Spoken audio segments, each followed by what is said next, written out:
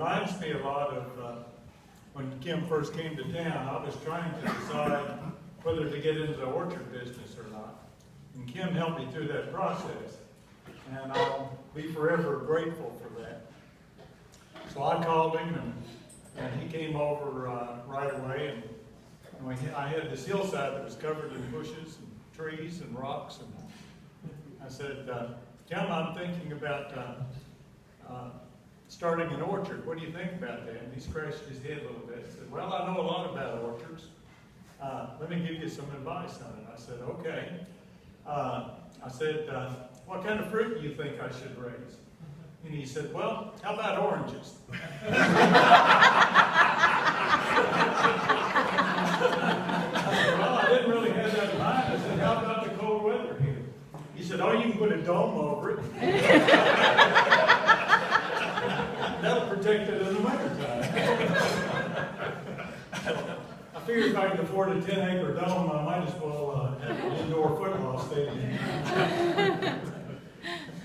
So I wasn't real keen on that idea. So I asked him, I said, well, how about apple trees? He said, well, you can do that maybe. I said, well, what varieties would you put out? He said, well, there are red ones. And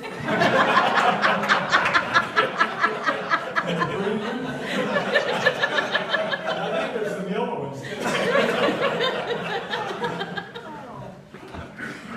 So he was a big help.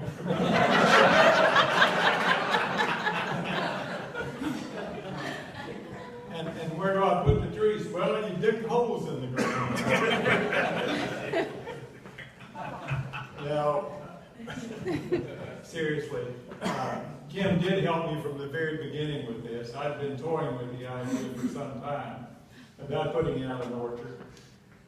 And Kim helped me with site selection. He helped me to determine how big an orchard I need to have in order to make it profitable.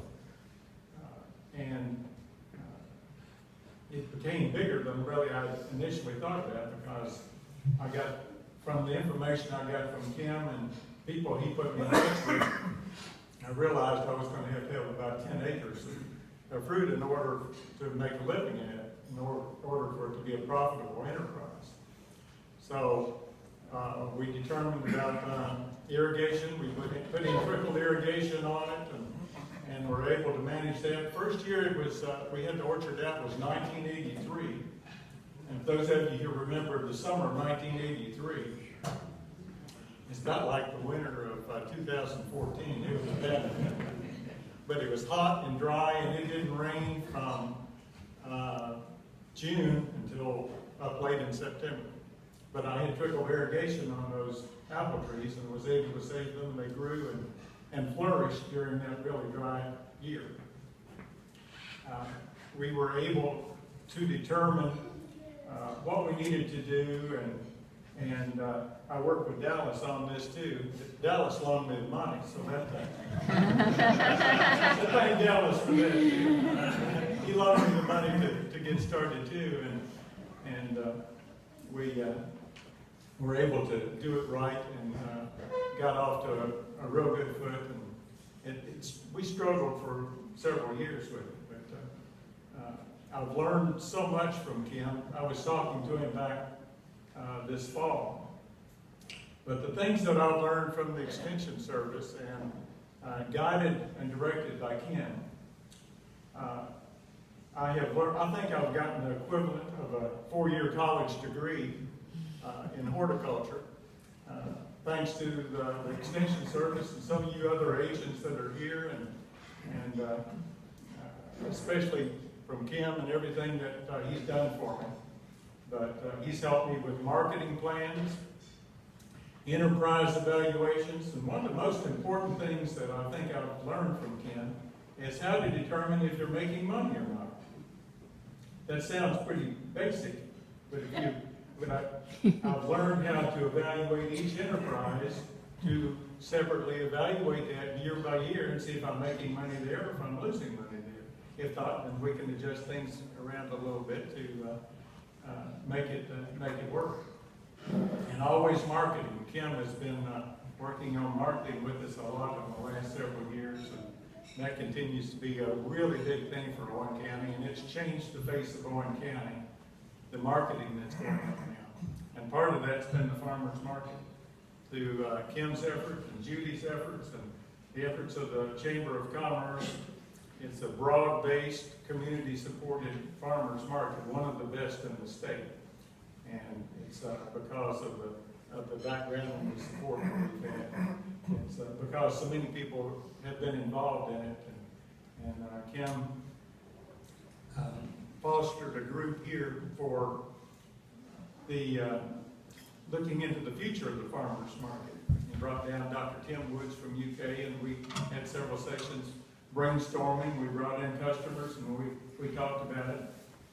And one of the things we wanted to do was come up with a permanent site for the farmers market in a pavilion. And we were able to find a grant and come up with money to do that. And we were able to get this beautiful pavilion that we have out here, thanks to, in a big part to Kim's efforts and a lot of other people. I've learned a lot of leadership development skills from Kim and leadership classes that I've been to that he has helped out with that. So that's been a very important skill that I've learned along the way and been very helpful for that. It's been about 15 years ago now, the Ag Development Board was established. And I was one of the first members of the Ag Development Board. And Kim was responsible for getting us together on that. And when that started, none of us knew what we were doing. Kim didn't know what he was doing. I didn't know what we were doing. Nobody had guidelines. We didn't know what in the world we were supposed to be doing and what we were supposed to be accomplishing, but we knew that we were going to be getting some money from the tobacco settlement money. But if you've seen all the line fences that are up and down through the county now, and cattle handling facilities, and hay storage barns, and improved water throughout the community, that has come through the Ag Development Board, and Kim has guided that all along the way. So, again, thank you for that, Kim. And it's been a privilege to be part of that, and I've been a beneficiary of that too. So, thank you so much for everything you've done, and you've been my friend over these years, and we'll continue to be friends for into the future. Thank you, Kim.